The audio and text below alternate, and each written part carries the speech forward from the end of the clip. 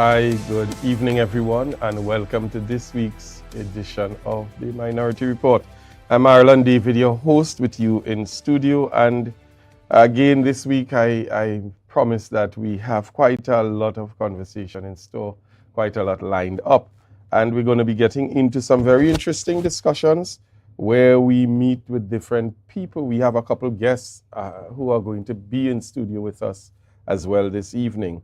And so we definitely look forward to some meaningful conversation. I want to thank you for logging on. And for those of you who are wondering which page I can view this on or which platform, you can see this program on the Tobago Updates website. You can view us on the Tobago Updates YouTube channel.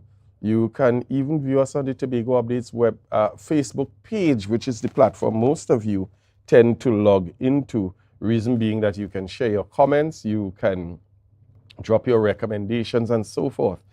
But you can also, if you are subscribed to the Amplian Network, tune into channel 102 and you can view this program live just in the comfort of your living room. I want to encourage you as you get settled in and the program we're up and running to share it live to as many persons as possible, to get your family and friends together and tell them, let's come together and sit and have some meaningful discussions this evening. Quite a lot taking place in Tobago over the last couple of days, and so we're going to touch briefly on certain things. We also know that we have upcoming Republic Day celebrations in Trinidad and Tobago as well, and that as well always poses to be quite a family time and event and so on. And we see quite a lot taking place, especially coming out of Roxborough. We know every year we have the celebrations at Roxborough hosted by the Member of Parliament for Tobago East. And so I think this year is not going to be anything different. And we know that persons definitely look forward to those festivities, seeing the march past and that kind of thing.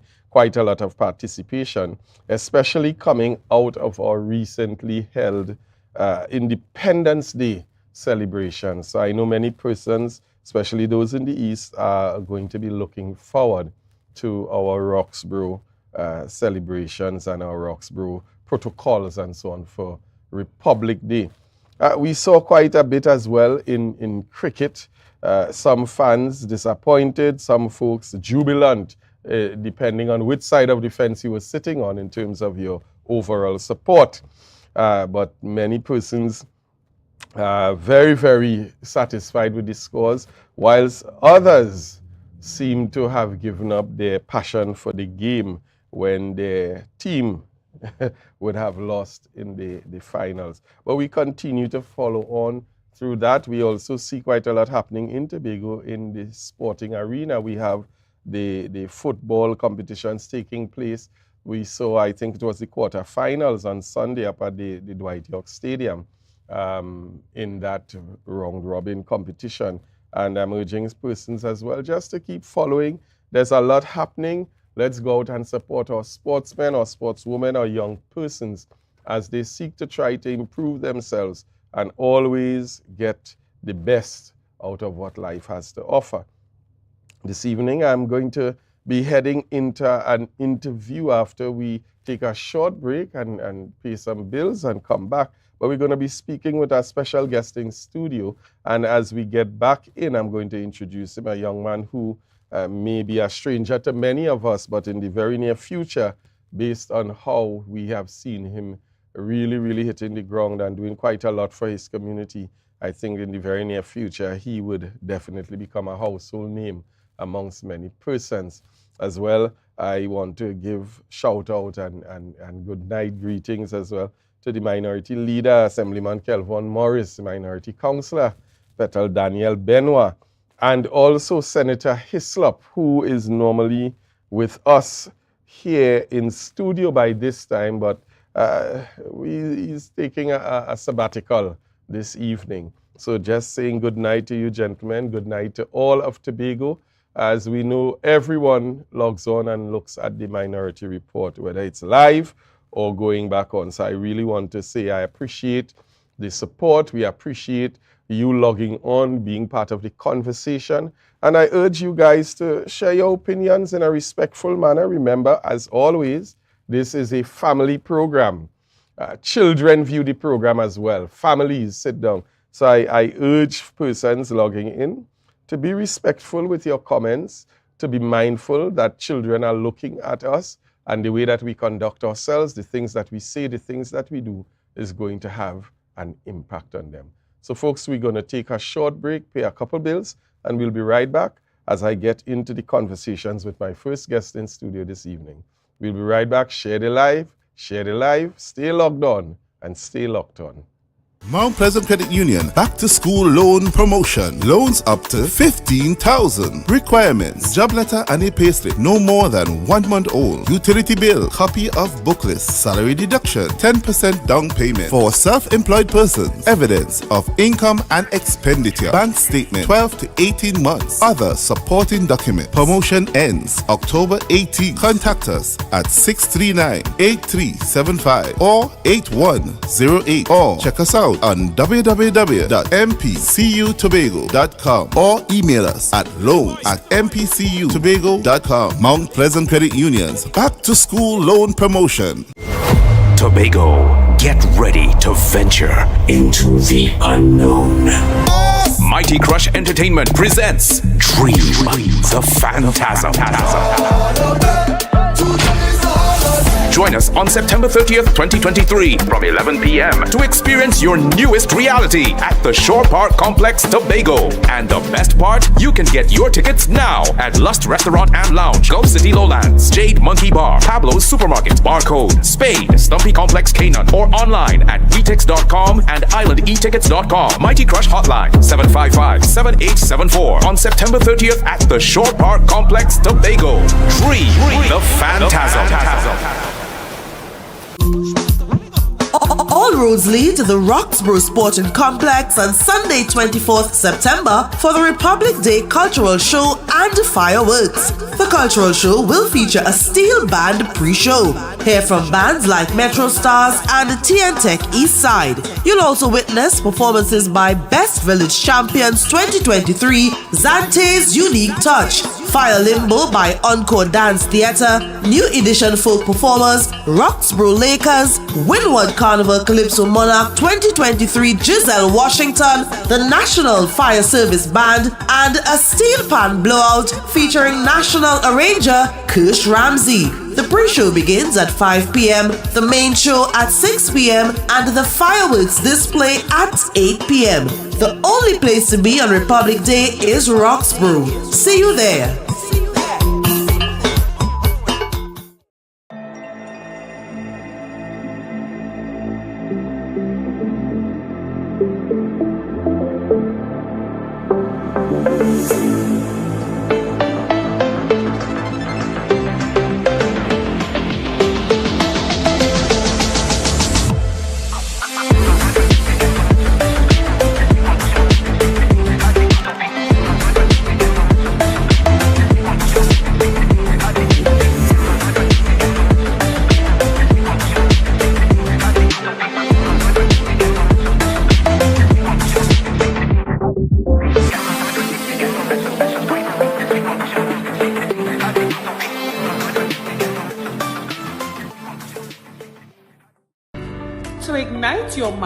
One must attend classes at the Institute of Academic Support, offering a wide range of subjects at the CSEC level and recently introducing Communication Studies, Caribbean Studies, Entrepreneurship, Management of Business at the Cape level.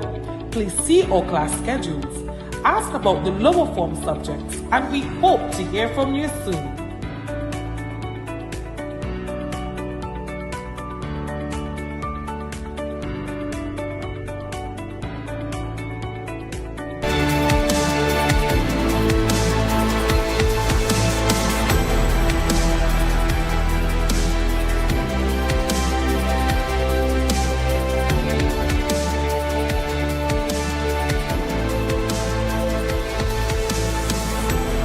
Yes, folks, and we are back. I want to take the opportunity to welcome with me in studio this evening very special guest in the person of none other than Mr. Keno Mackenzie. Keno, how are you this afternoon? Good night. This evening? I'm feeling pretty good at the moment. Can't complain. Nice, man. Good to have you in studio with us this evening on the program. It's been a while that we've had any discussions and so on. And based on what I've been looking at and really following up with a lot of the things that you've been doing in your community, I thought it best that, let's sit and have the conversation. So many persons don't know who you are or what you've been doing, and we, after the elections, we see where Tobago is heading. Correct. And one noteworthy thing is that from my observation, I've always seen you since then on the ground, doing things in the community, meeting with groups, meeting with people, very, very much involved and very, very much more integrated, even though you were not successful at the election. But I think I've seen you in the Lambo Lowlands area much more than the representative or any representative at that fact. So before we get into some of what you've been doing, tell the people of Tobago, who is Keno Mackenzie? For those who don't know you. Well, Keno Mackenzie is basically a homeboy, a Lambo boy, born and raised in Lambo. I was raised by my grandparents. Went to Dorothy Moses Nursery School, went to Lambo Anglican, and then to Signal Hill Senior Comprehensive. And now I'm basically in the political arena. I just love dealing with the people. It's sort of in me. It's the environment that I grew up in. And that is just basically who I am. I've never changed since then. Okay. And you mentioned and you said that, you were raised by your grandparents. Mm-hmm. I'm not sure if everybody understands or they actually know who your grandparents were or significantly what your grandfather. So share a bit with our viewers on who your grandparents were, your grandfather, as a matter of fact. All right, my grandmother is Clemencia Mackenzie, and my grandfather was William the Conqueror Mackenzie. Okay, so you have politics in your bloodline. Correct. Okay, very much so. Thank you for sharing that. Now, I reached out to you because of a particular initiative that I saw you did recently. We just had the reopening of schools, and later on in the program we're going to have a bit of conversation on that, because joining us as well this evening we're supposed to have the tutor representative for Tobago, Mr. Braden Roberts, in studio. We're looking forward to his arrival.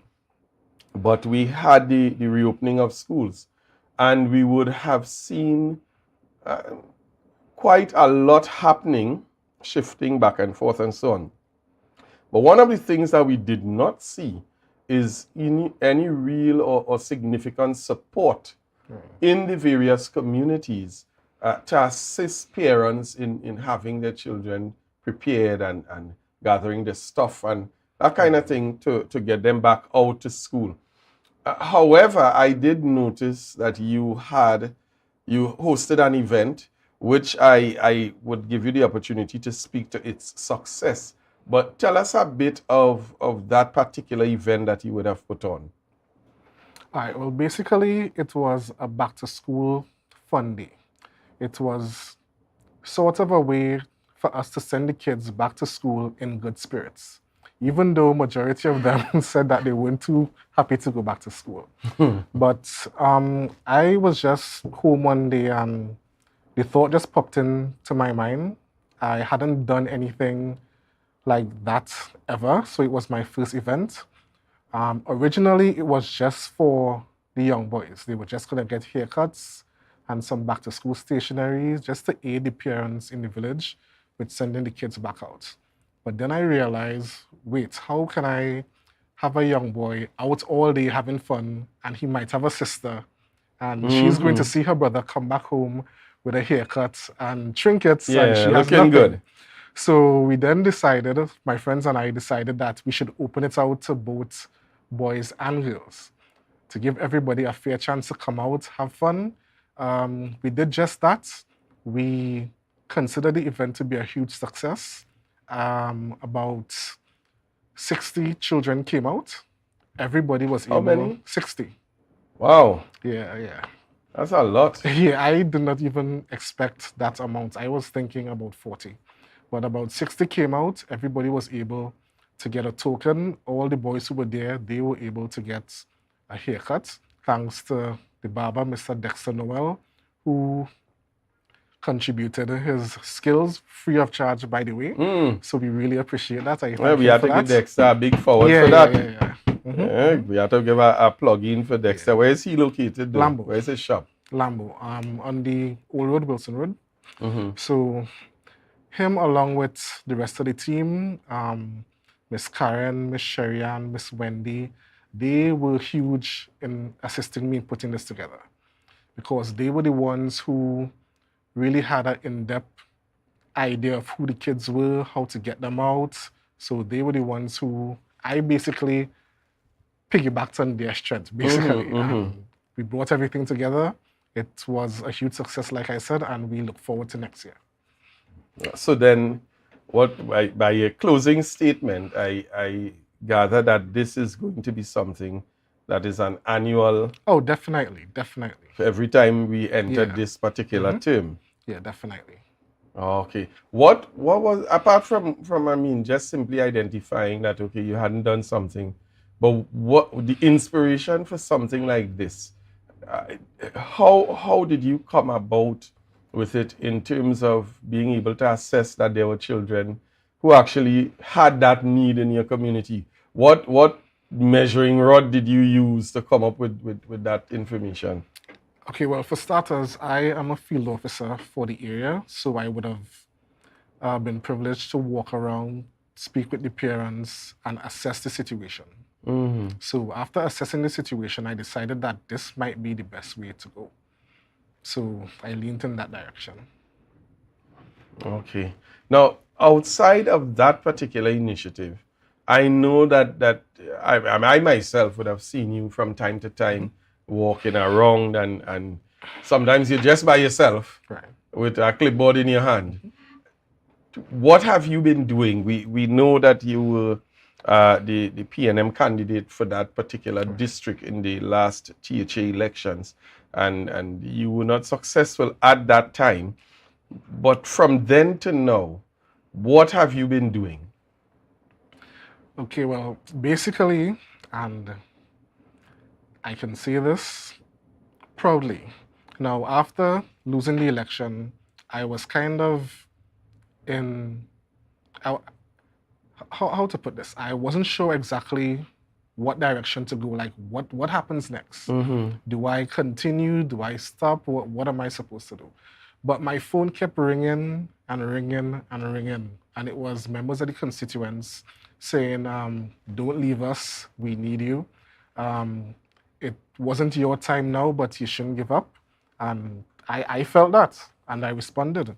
So I then made up my mind that I would continue being on the ground, continue helping where I can, even though funds may be limited, but in situations where I cannot help personally, I can direct persons to where they can get help. Oh, okay. So I'm in it for the long haul. In it for the long haul. Yeah, definitely. And I'm glad that you said that, because something that we always see on the program here, that we always advance, is that the People's National Movement is not only concerned about the seat of power, because it's evidenced by the fact that the PNM performs, whether in office or out of office, because everything around the performance of the PNM is really centered around serving the people. Correct. You know, and to hear you say that, and then understanding the legacy of your political lineage, where it comes from, it is in fact admirable. And persons are saying, you said that persons were calling you and saying to you not to leave them and so on. What is the general sentiment that surrounds that particular district now? Because if for me to be reaching out to you is because probably the person who is supposed to be meeting me and generally interacting with me, I don't have that connection. How do you feel about what is taking place? Do you think that you're satisfied with the level of representation even in the district? I would have to say no. And this is based on what persons have been telling me. They say that they don't ever see their area representative. And to that, I would direct them to his office and say, well, if you need to see him, you can go see him there. There's a secretary, you can speak with her, and you can set up an appointment. He has his office days. And these are just some of the ways that I can assist in that, in that aspect. But the sentiment is that they rarely see the area representative. Wow. Tell us a bit of the other initiatives that you have been embarking on, some of the things that you've been doing. I know there are quite a lot of things that you found yourself involved in. What are some of the other initiatives that you've been interacting with persons with and meeting needs and so on? I know sports is something that you're passionate about as well. So share with us. All right, well, one of the plans that I have for the future is that historically, Lambo is a sporting village. Lambo was known for football, women's cricket, netball, and even basketball. Right now, we only have football consistently running in the village. So by using the success from the event that we had, I kind of gauged how many kids that we would have. And the idea is to now get to the parents to better understand where or which sports these kids would want to play. And we have the facility, we have basketball, netball, and football, and we could play cricket.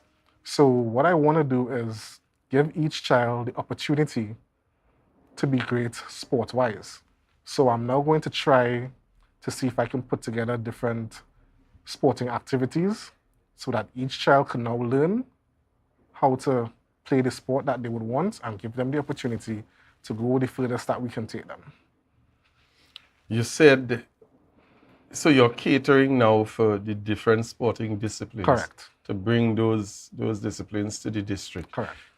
The facilities in the district, the facilities at Lambo, as you rightfully said, Lambo has traditionally been known as an area that is very keen in terms of producing sportsmen and that very competitive spirit in sports. But we've not seen or heard anything coming out of Lambo for quite a bit of time. We have football going on. We're not seeing a football team. Basketball. I'm understanding that the facilities are less than desirable at this point in time. Your thoughts on that?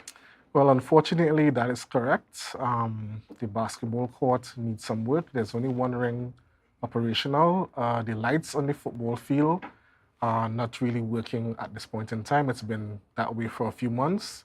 So what I intend to do, soon I'm going to request a meeting with the area representative so we can sit down and discuss the way forward. So is it that the area representative is not aware of these things? I would not like to believe that that is the situation. I believe that he is aware, but if there are works to get things in the pipeline to get these things done, you need to come out and let us know. Because as far as we know, you know, but you're not doing anything about it. So communication. Right, is poor. so communication is poor. Okay. We want to begin to wrap up this segment, Kino.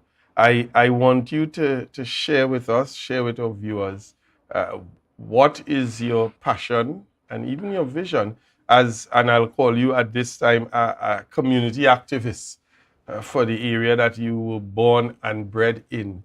Where do you want to see that area go? We know that even the Lambo area has been plagued by not just some ills, but we know what the issues are in the area. Do you see them being addressed? And if not, how do you want to see that particular area and district progress? All right, now, one of the issues that we have in Lambo is infrastructure. The roads were terrible, but as of lately, we've seen works being done. They have been patching the roads, and I applaud them for that. Now, my whole take on the future of Lambo, I want to see Lambo get to the heights that it can get to.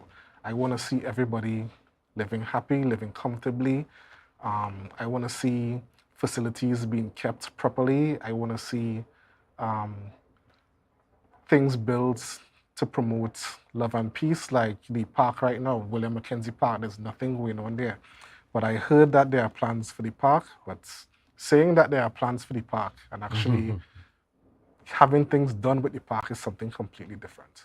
So what I would like to focus on right now is the kids, because I believe that the children are our greatest asset. So we just want to give them the best opportunity to succeed, whether it be academically or within sports. And I also have some ideas for the parents as well, for the adults. We're not leaving them out. Yeah. So hopefully everything can tie into one so we could all move forward together. Very well said. Folks, you have been viewing us in studio. With me, I have Keno Mackenzie, the former candidate for the electoral district of Lambo Lowlands, it is. And definitely someone who has remained on the ground, keeping in touch with the constituents and so on, and following up on whatever can be done from your end to keep improving and building the district of Lambo Lowlands. As we close this particular segment, I want to take the opportunity to call on the area representative to not just answer the call to meet with you, but to also answer the call of many of the residents.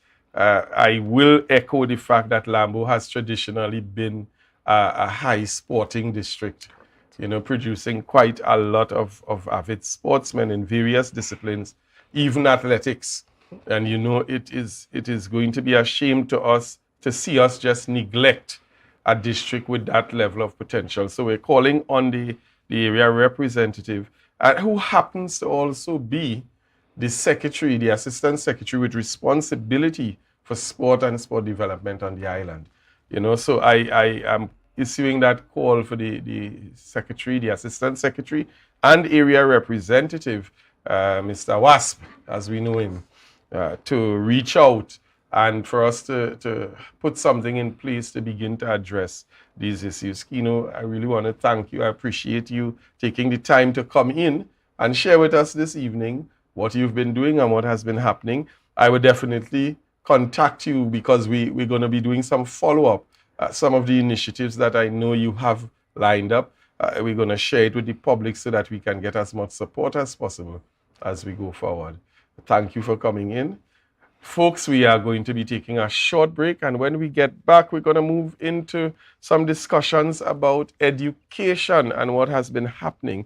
As always, we seek to provide you, the public, with the facts on any particular matter that evolves and develops in the island of Tobago, because we don't believe in small talk and hearsay. So we're going to be right back with our next guest in studio. Share the live, stay locked on, stay logged on, and we'll be right back.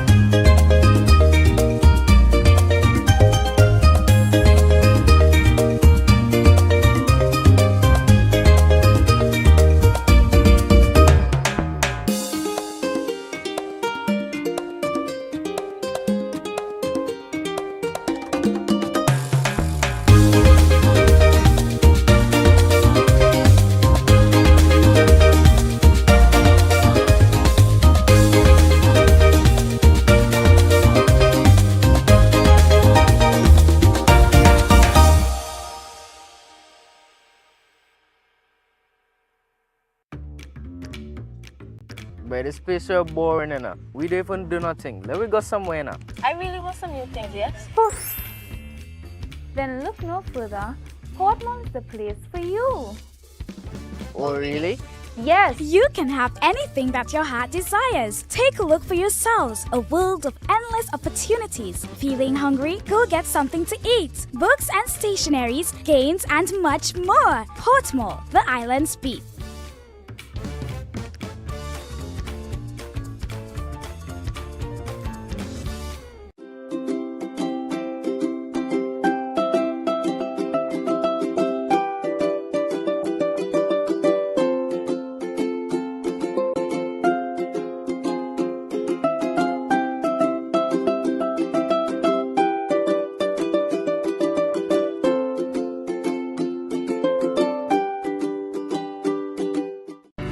To ignite your mind, one must attend classes at the Institute of Academic Support, offering a wide range of subjects at the CSEC level and recently introducing Communication Studies, Caribbean Studies, Entrepreneurship, Management of Business at the Cape level. Please see our class schedules. Ask about the lower form subjects, and we hope to hear from you soon.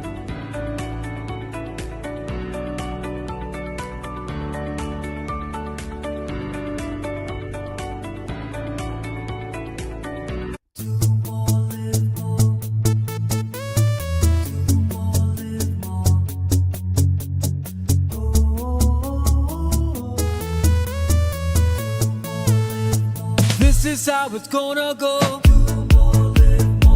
They better look up below, 'cause this is your show, and everybody's gonna know. Say it to them once again.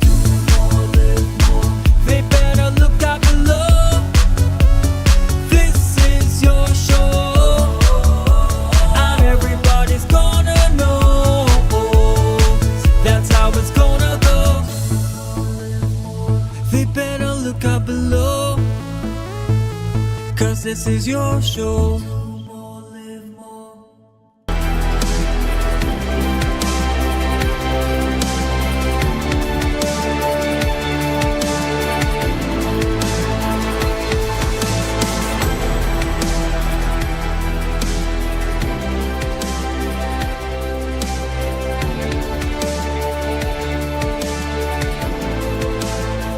Hi, and we are back this evening. And as promised earlier on, I have my next guest in studio.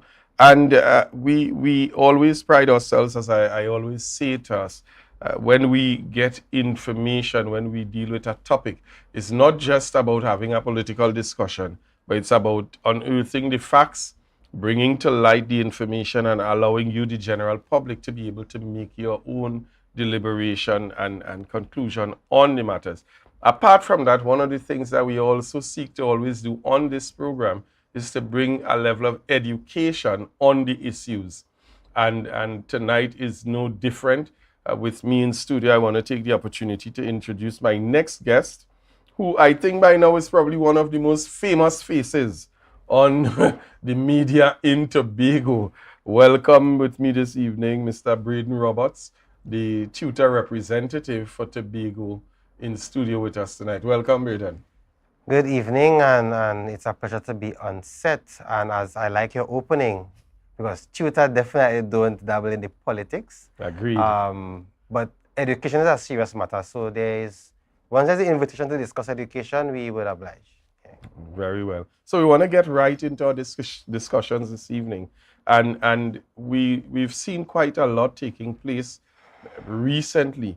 But on a general scope, give the listening public an idea on what is tutor's position when it comes to reopening schools, especially in a term like September, which we all know is the promotion term. Where does tutor stand on that? Well, we have been asking for a proper system for some years now, so it's not just now, where principals are given that support by February, March, April, in putting forward the list of things that they would want to adjust at their schools, because you will know that principals wouldn't be the expert to know the extent of work that is needed. So they will only highlight some of the things that they would want. So our system needs to be in place where we have persons who can visit our various schools while the principals are preparing their listing for the July-August repair program. And we would have the scopes of works being prepared in a timely manner so that June month 10, you should have an idea as to which contractor going to which school. So July, the repair program could start. Why the program needs to start in July? When you go to schools, you would discover additional things as you start to work.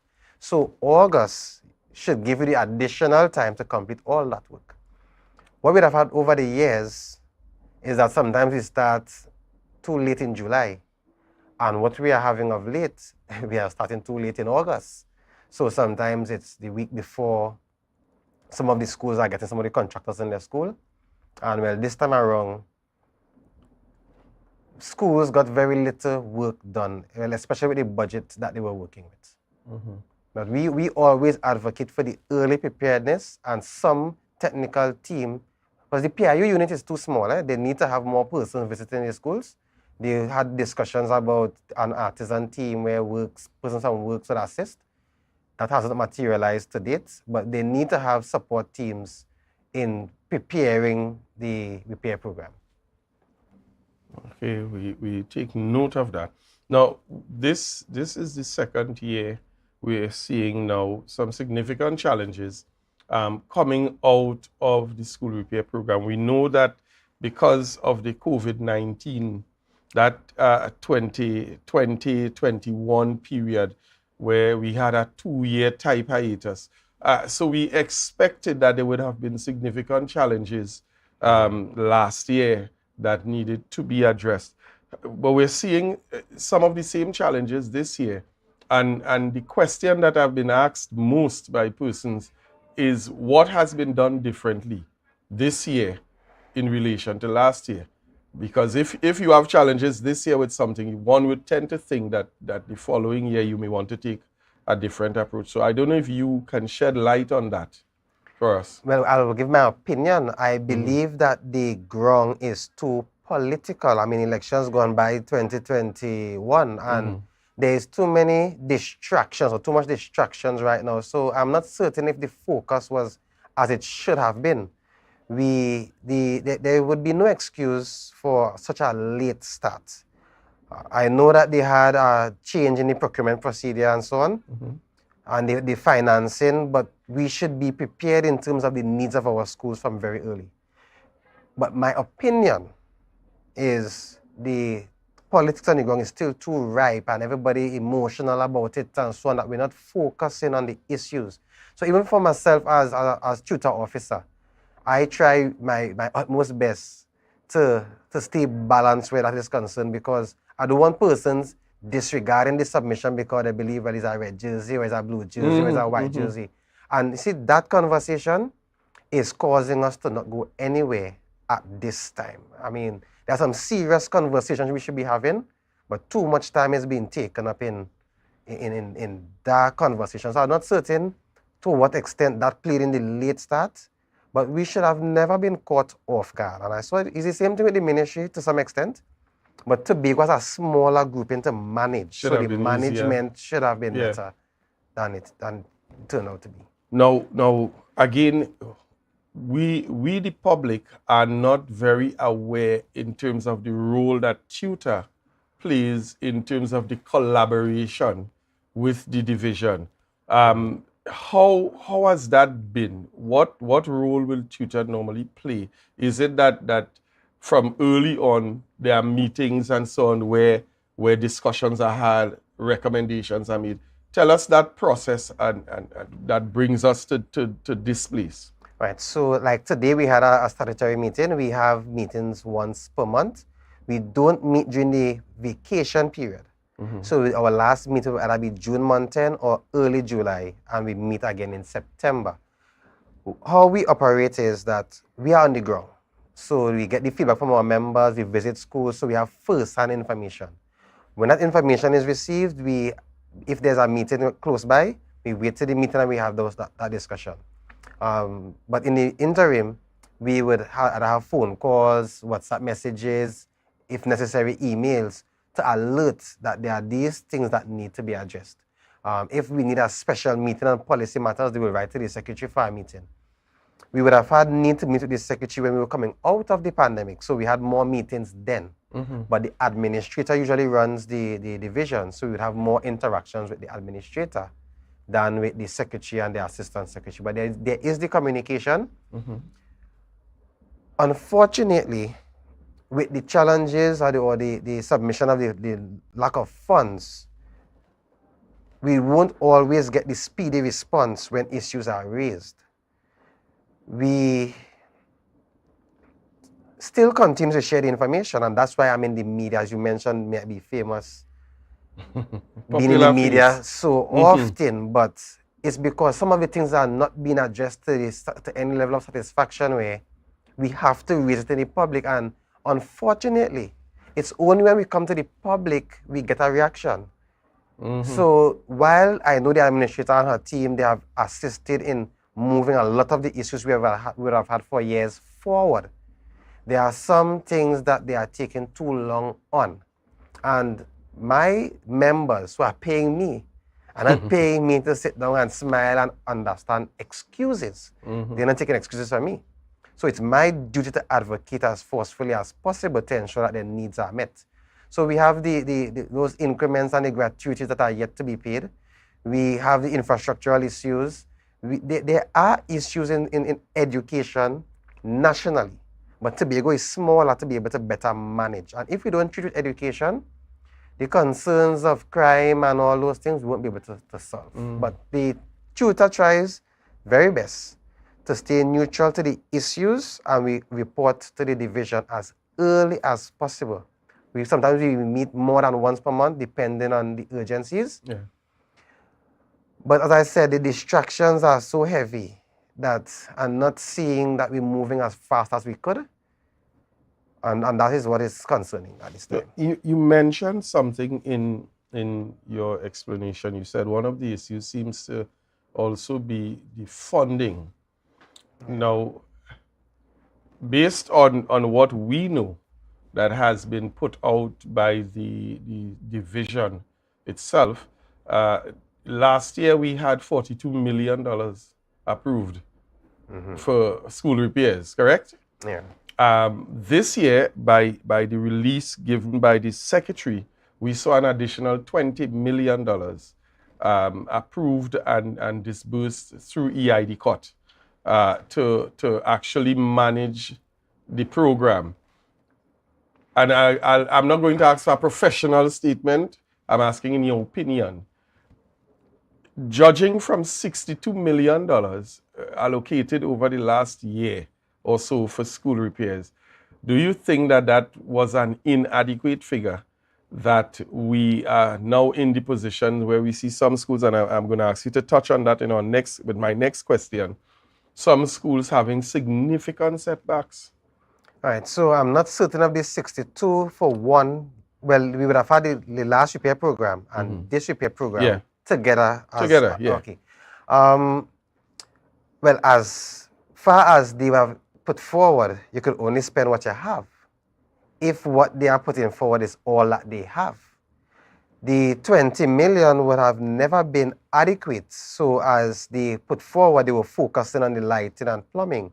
But several schools I would have visited had toilet issues, lighting issues, significantly to the point that refusals to work could have been in the masses, and we were trying to work with the division as best as possible to not reach to that extent. At least when we St. Andrew's School, it was too bad for us to be able to tolerate it for any longer period of time.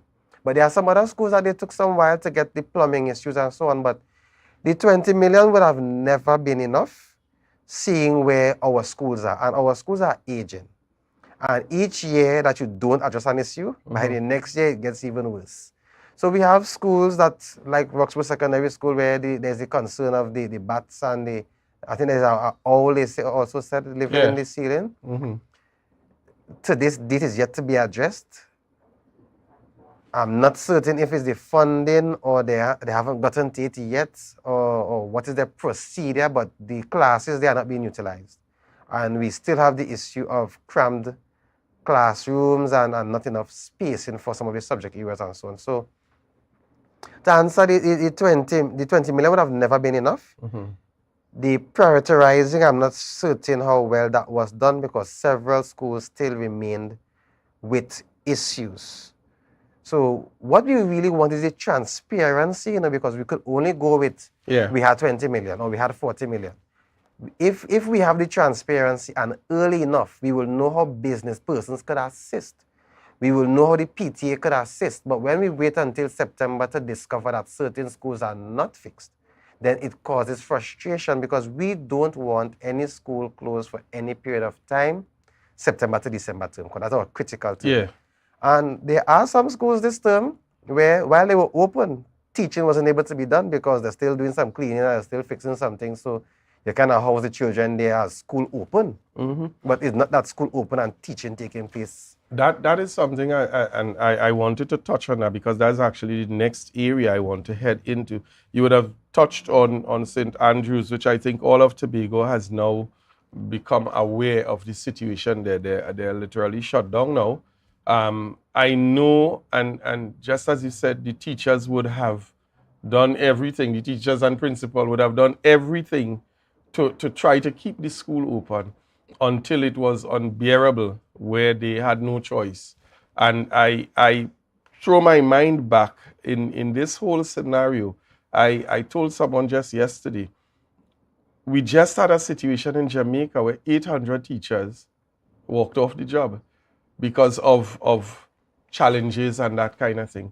We've not seen that sort of force with our teachers in Tobago here. And it speaks volumes to the fact that teachers still want to see the children succeed and they want to educate the children. But we had that situation come up. You mentioned Roxborough, which as well persons would have been calling, I think, Palatuvier, Mount St. George and so on, a number of other schools. What we've seen, and this is the question I'm asking, what we've seen is rightfully, as you said, schools are being told to open. And there are still works taking place. I would have seen one particular school where piles of rubble were in the yard and so on, and children are playing around galvanized and 2x4 with nail. What is tutors' position on this? How do we now navigate between tutors' position, OSHA, and balancing all that with the children's education? Like I mentioned OSHA, I'm not satisfied with OSHA's taking up their responsibility with our schools. But the reality is, if OSHA is to do its job in Trinidad and Tobago, many schools won't open. Many schools will close. And some of our teachers who are upset sometimes under the conditions, they seek to get tutor to close a school. Now, we would have had under Watson Duke, where persons had the impression that Watson Duke walk into a building and shut it down and so on. That's not how it really works. OSHA has its role to play. Yeah. And, well, OSHA stepped in the last time with health when they had closed last term. Yeah. And they stepped in again this time. But OSHA to me is a little bit too lenient with government buildings. And I think that's nationally. We seek to raise the critical health and safety issues first, because yes, they right on the heart of a teacher. We don't want to close school. Yeah. So we raise those critical ones first. At least if we want to fix this, we could try and wait on until. Because they had issues with the toilets, they had, I think, 2 toilets for the 28 teachers and how many persons that's in only 2 school. working. And you see, if they didn't have the rats and the lighting wasn't so bad and those other things, we could have tolerated a little bit while we give them time to procure the toilet, the plumbing stuff and so on, but it's too many things all at once, some schools facing. But we don't rush to the refusals, we try our very best to work with. So to answer the question in terms of those schools that still have work, at least the critical health and safety things, if they treat with those, we try our best to work with the division. So it's not that we are out there to attack the administration on a daily basis. We try to work with. But there's so much we will be able to tolerate. That's why I'm always back into the media, raising the things that I would raise with them. And it's not being addressed. I then come to the media to raise it for urgent attention, because at the end of the day, it's the members' satisfaction I am out here to treat with. And if the members are satisfied, they will be able to give the best to the children. So we cannot put our members in any level of hardship and then ask them to give their best. I think the way you put that across, a lot of people are now gaining an appreciation for what teachers have been balancing. It has never been, I don't think ever, an ideal situation. But based on what you're saying, I am gathering it is about what tolerance level can be actually appreciated on both ends. And if I could jump in on that, because there are a lot of parents find teachers always have an issue. Is it teachers don't want to teach in the classroom and so on. It's not about teachers looking for ideal, you know. It's the tolerance, that's what it is. We tolerate to a particular point where it becomes frustrating. And then we get some level of intervention when either we come to the media or some action is done. Because even with the Scarborough Secondary School fence, now everybody trivialized that. The teachers and the parents and tutor just wanted some kind of bacchanal. Now, with the submission that the parents were going to make a stance, we got a fence. Yeah. So whether there was the plan to have the fence or not, it came after there was a submission that something is going to be done. So it's about tolerance and not about ideal. There are a lot of other schools where we are tolerating to a certain extent as best as for the sake of the students. But when we reach certain levels, we then exercise our right to refuse. And there are other schools that are on the brink of it. We bring that information to the division. Please address these things before we get to that point. And that's how we have been operating. Before we close this segment with you, Braden, I always like to have that general close off. The familiar question, what's the way forward? We are seeing the challenges. We're seeing the various schools. And I mean, we get calls every day. Parents are calling. And that is what prompted this conversation, because it is one thing to try to interact and engage a parent in a conversation without having the facts. So this conversation here was not just for us in studio, but it's for the general population to understand what is taking place, and no better viewpoint to get than that of tutor, which sits in all sides of the conversation. What is the way forward? You did mention there are other schools whose tolerance level, I mean, is almost reaching its threshold. How do you see us progressing from this point? And are we seeing relief in the very near future for our children and parents? Well, relief is very possible, and it will happen through collaboration. And we could only collaborate when we have that level of transparency and know what we're working towards. So if we understand the true challenges, and not just lack of funds, and not just procurement procedure, if we know what the true challenges are, we can really sit down and iron those things out. And not just tutor in the division, you know, the parents, the business sector, we need to have information flown in such a way where persons will know where they fit in. We hold information until the point of something has to be exposed, and then we are caught off guard. So we won't be able to move forward if that continues to take place. We're supposed to know in July, September might be an issue, so we can prepare for that. We should not be waiting August month 10 or September morning to realize September is an issue.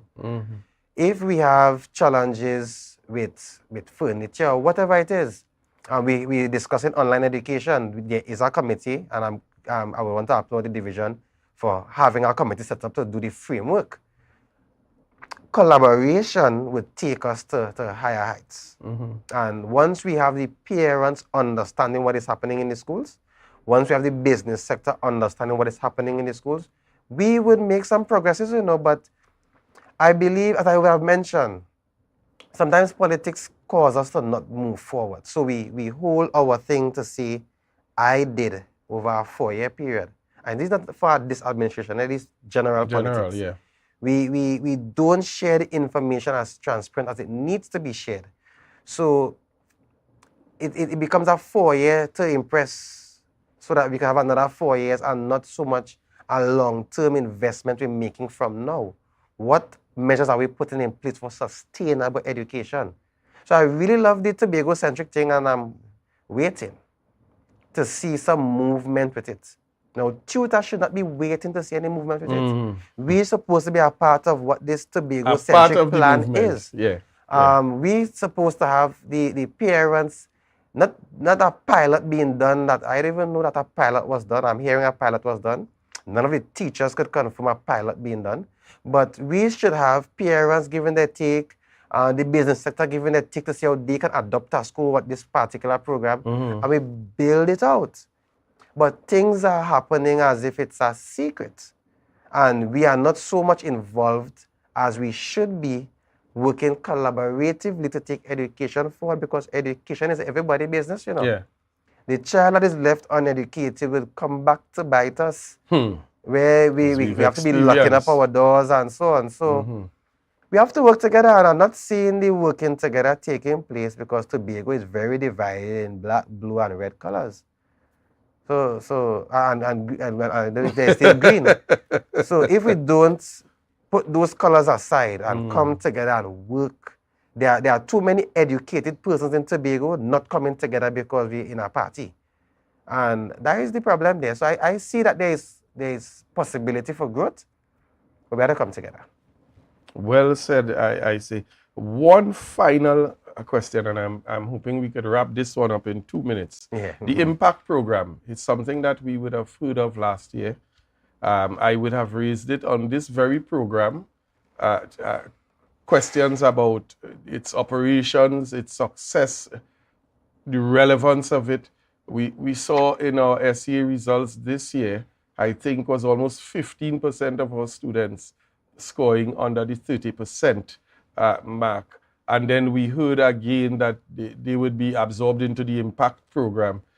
Your thoughts on it? And I don't know if you have the information to say to us if it is a success, was a success, or has the potential to be a success. Right, so I am someone on the ground, as I always say.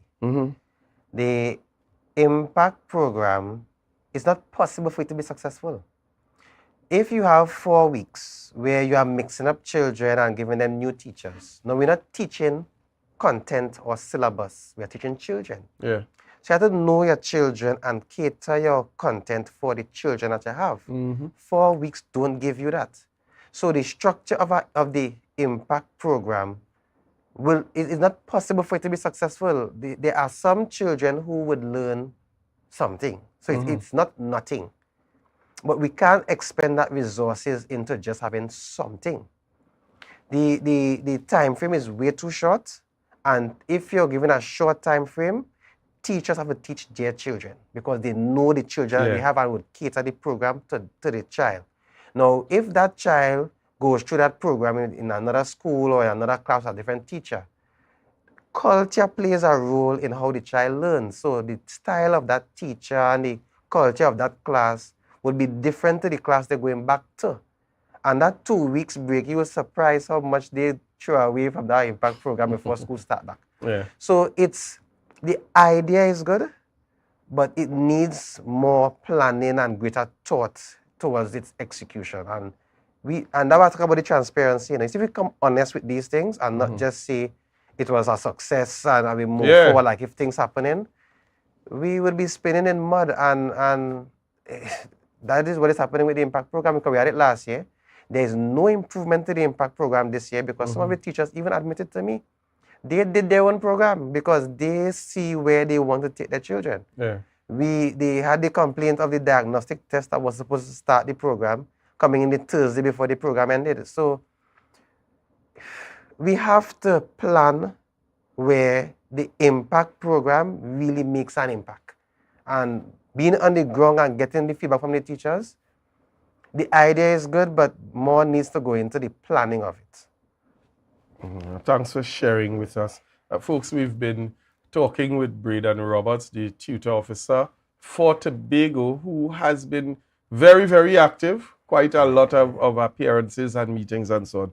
And we really hope that, as you indicated, going forward, that the collaboration would increase and that we're going to see meaningful changes coming to us primarily for the benefit of the children, and I mean secondarily the parents, because once the children are uncomfortable, the parents are uncomfortable as well.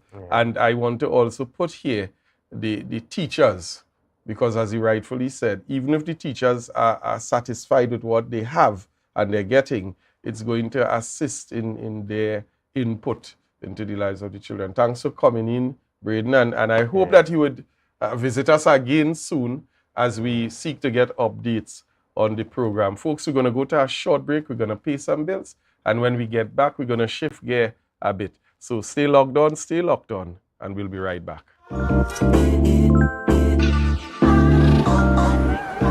Wait, I don't even have suit and thing for this wedding. Why getting them thing? For the Portmore right over there.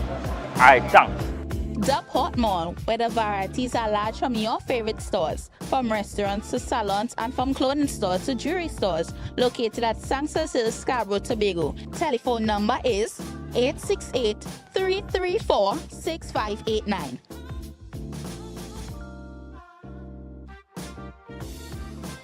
Wow. I didn't expect to see you here. Look good. Thanks. It's all because of you and Portmore. But here now, I'm going to tell you, you want to join me? Yeah, that's okay. Alright. Beat the rush and come on down to the Portmore.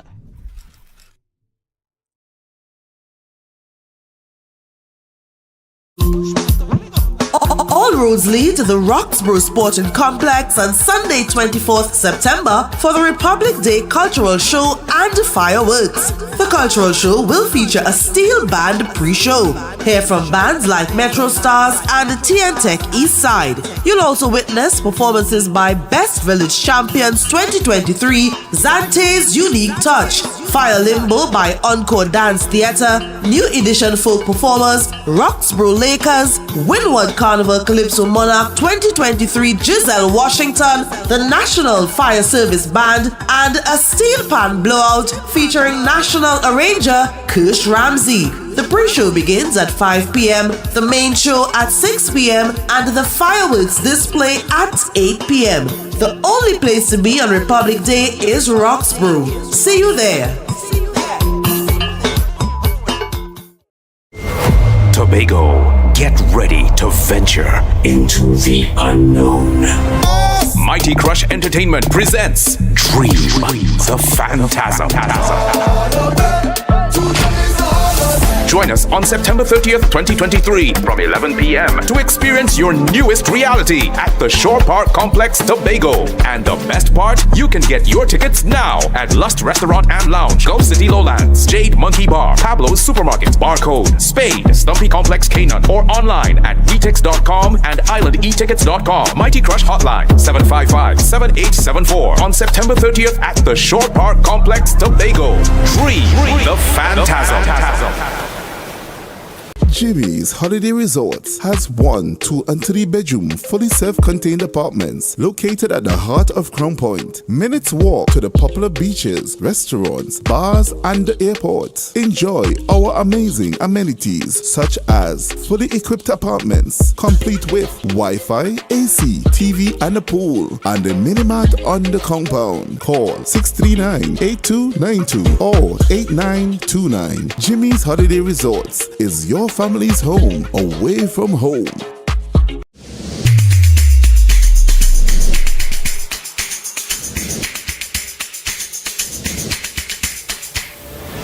Good morning, good morning, put a smile on your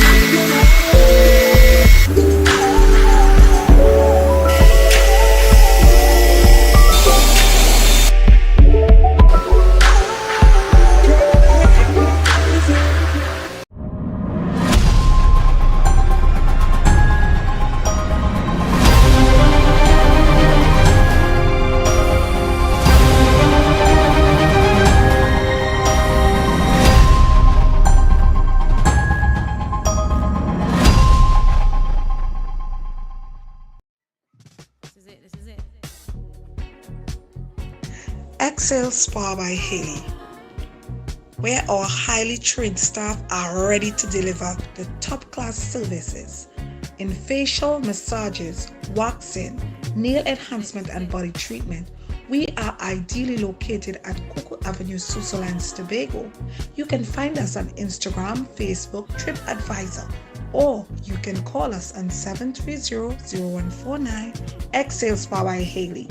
Relax, renew, and rejuvenate.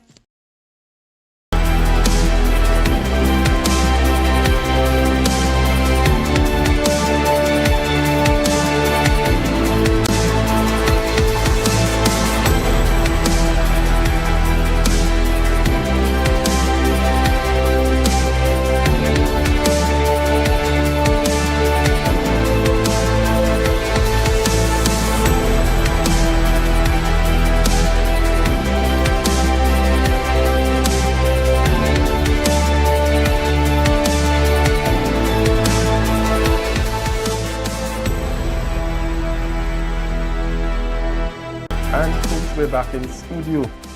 Quite an interesting discussion they had with Mr. Braden Roberts, the tutor officer for Tobago, and a significant task on his hand. And we've been seeing him doing quite a lot every day, meeting after meeting, and still finding time to move around to the schools and engage with the parents and the teachers.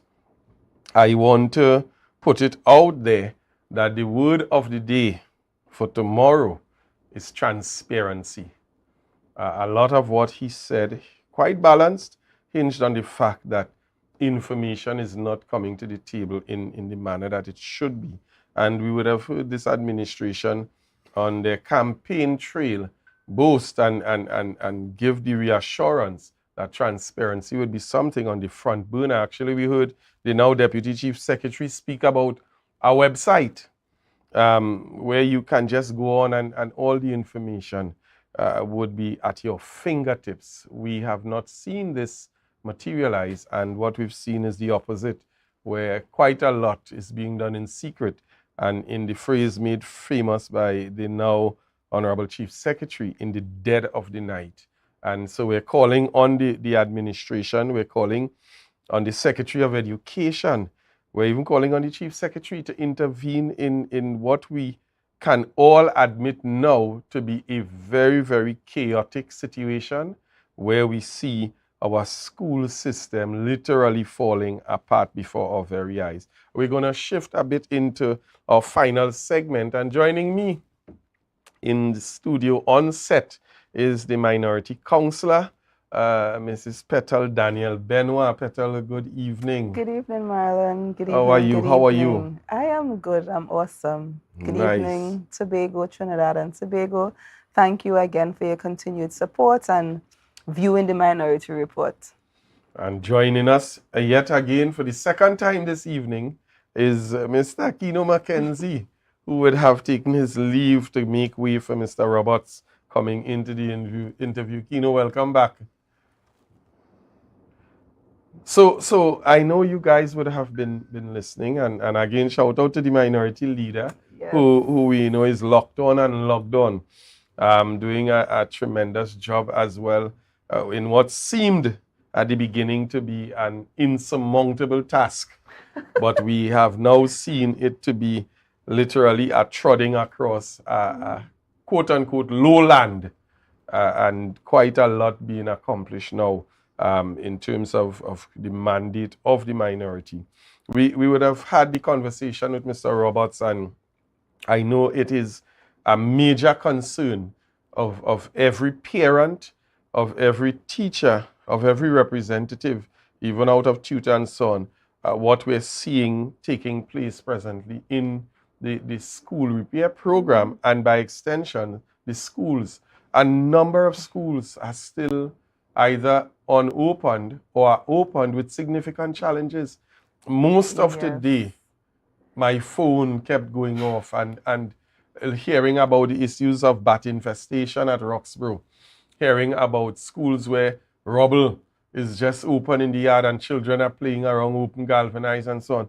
And the question is, where is the care and the passion Yeah, but what happened over the July-August vacation? Like, what happened? It appears as if nothing happened in relation to the school repair program during the July-August vacation. And yes, we saw a press release from the secretary indicating issues with the procurement regulation, but it is clear that the issues that they had weren't communicated to the teachers as well as tutor, because you hear the constant cry of collaboration, of information, of wanting to be in the know and be a part of the process. To assist. Yeah, and assist with the challenges, because they seem, particularly tutor, seem to be interested in alleviating some of the challenges that they can. And this is the second term of school, week, of school reopening, and we are seeing where a school has to be closed for the entire week, basically, because I saw a photo with a notice saying that school will remain closed for the rest of the week. Yeah. Was that correct? Yeah. And then today, we saw where Roxborough Composite was closed for almost half day, because I think they were dismissed early, sometime before lunchtime, because whatever issue, I'm not sure the issue, but school was dismissed early today because I think works begun or works are ongoing or something. And it is unacceptable. It is quite unacceptable, especially when you came into office with an overwhelming mandate and your promise was to fix it. Yep. We are not seeing the fixing happening. And it's ideal that you use that word, because the issue we are having is that schools are not being fixed. I mean, I would have raised the issue of imagine people are saying that the funding is also an issue. $62 million spent in a year in school repairs, and we are still hearing in the division that funding is an issue. But we also are hearing contractors are saying that they've not been paid yet for last school repair program. So what would have happened to the $62 million that was allocated to the program and that was expensed? Word of the day is transparency. Yeah, Mr. Moderator, my issue is that we had all the answers while you were in opposition. Now we are in government. The people gave you an overwhelming mandate to bring your resolution, bring your solutions to the table. Yeah. And we are not seeing the answers. We are not seeing the fixing. We are not seeing the resolution to the problems. What we are seeing more is problems. Excuses and the blame game.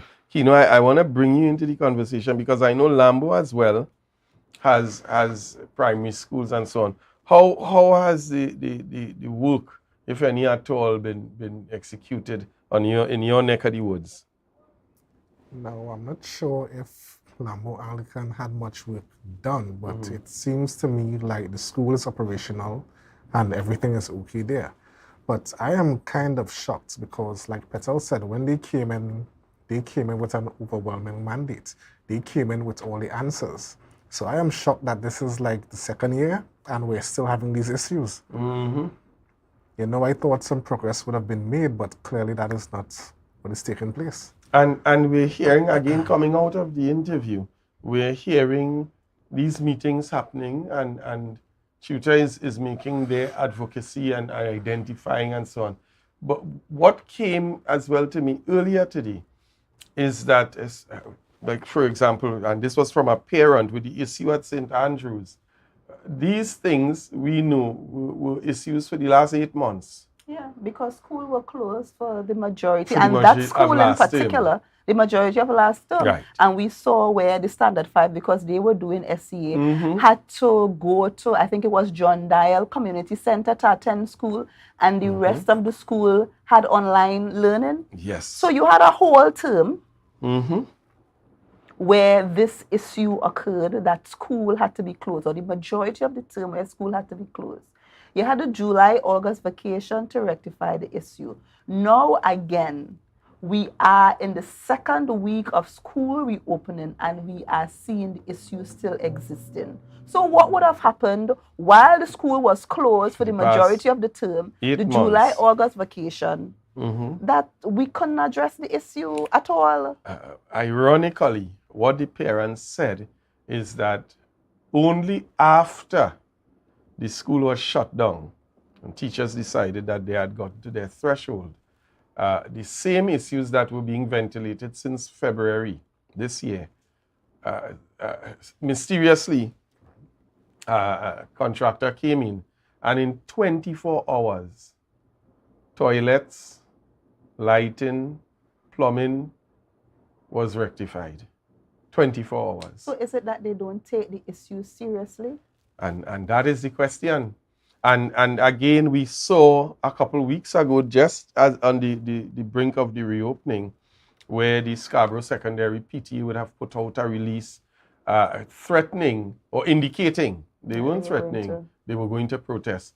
And then the Sunday before, we saw the fence addressed, and then a release by the secretary saying that, you know, they were working along with them and so on. But is it now that the only way to get anything done is by going on Facebook? Yeah, but we have, that has been the experience of this administration.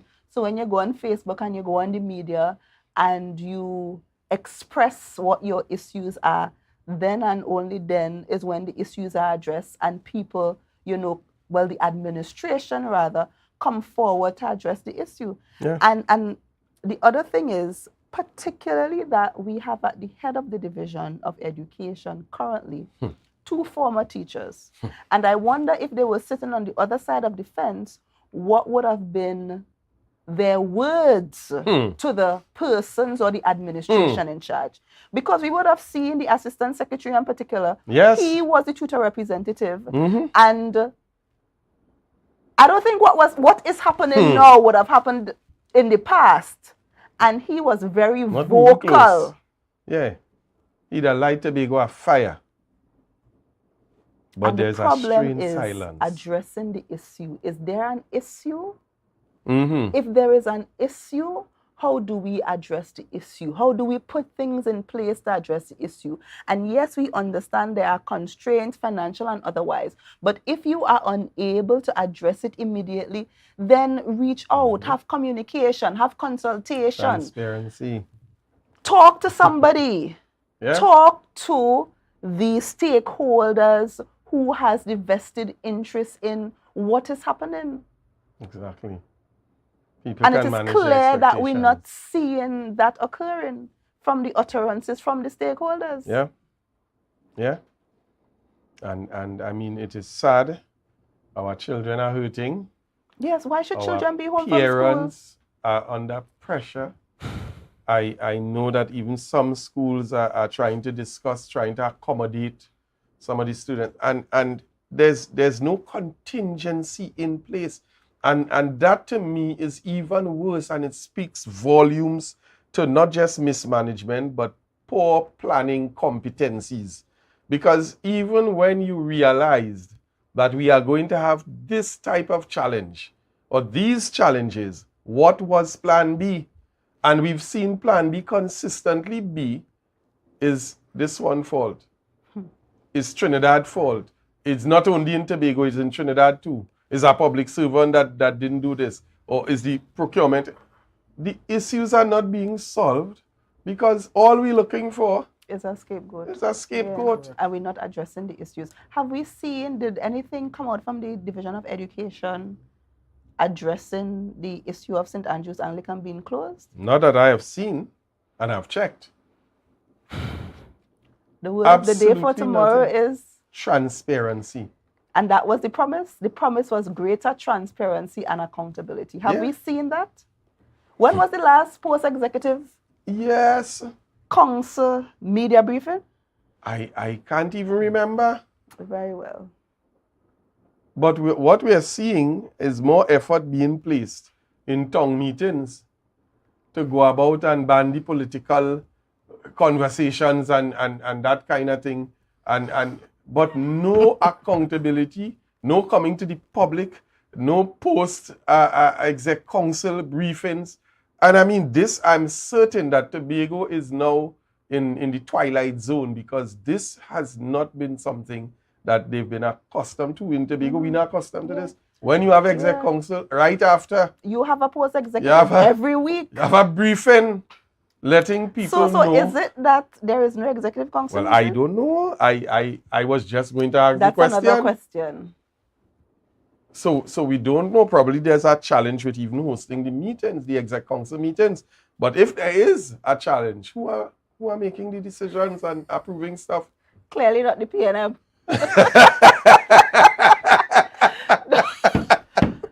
No, but it is serious and it is challenging, because I just want to go back to the issue with Roxborough. And as you spoke, Roxborough Secondary School, and having to overschool prematurely early today.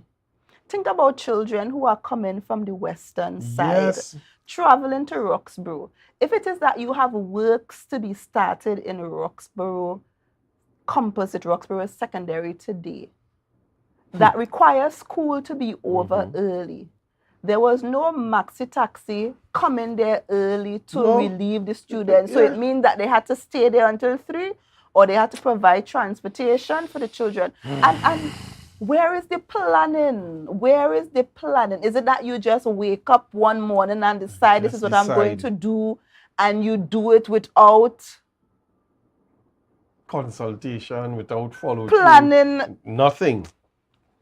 It is literally, I mean, I am embarrassed because a lot of people are looking on. And as the tutor rep was saying, you would think that because Tobago is a smaller space, whilst, yes, they continue to try to cast blame in Trinidad, who conveniently they utilize. But Tobago is a smaller space, and you would tell yourself that it is easier to manage what we have in Tobago once you have a plan.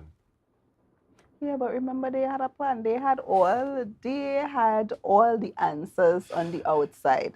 Now they are on the inside, and we are not seeing the correct answers coming to the fore. And the question is, Petal, what is the impact that we've been seeing? And I that's why I raised that in the final, as the final question, because we hear the nice flowery words being bandied about, and the impact program will absorb the children. And we saw the assistant secretary go and do a 3-minute segment, a video of the last impact. After we spoke about it here the night before, only then he went and did something. But we have it on good grounds that that program has failed. Last year it was a failure, and this year it was even worse. It has failed to address what the needs of the children are. A great idea, but the implementation has fallen because there was no plan. So maybe we need to go back to the drawing board. And as the tutor representative said, it's not a bad idea, but we may need to go back to the drawing board and engage the stakeholders so that we can get value for money. Yes.